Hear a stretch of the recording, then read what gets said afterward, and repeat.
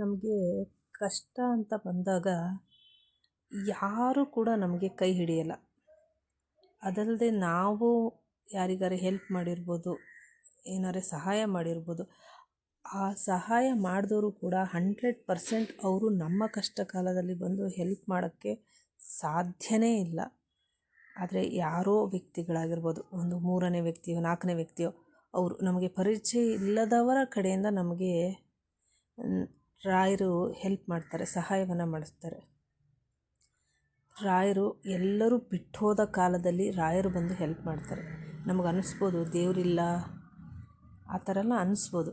But ರಾಯರಿದ್ದಾರಲ್ಲ, ಅವ್ರು ಹೇಗಂದರೆ, ಯಾರೂ ನಿನಗಿಲ್ಲ, ಏನೂ ಇಲ್ಲ, ನಿನಗೆಲ್ಲ ಸಮಸ್ಯೆಗಳು ಪರಿಹಾರ ಮಾಡ್ಕೊಳ್ಳೋಕ್ಕೆ ನಿನಗೆ ಆಗ್ತಾ ಇಲ್ಲ, ನಿನಗೆ ಇವಾಗ ಕಷ್ಟದಿಂದ ಪರಿಹಾರ ಆಗೋದೇ ಇಲ್ಲ ಅನ್ನೋ ಸಂದರ್ಭದಲ್ಲಿ ರಾಯರು ಬಂದು ಕೈ ಹಿಡಿತಾರೆ.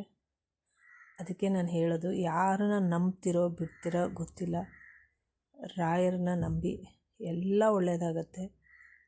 ಎಂಥದೇ ಕಷ್ಟ ಇದ್ದರೂ ಕೂಡ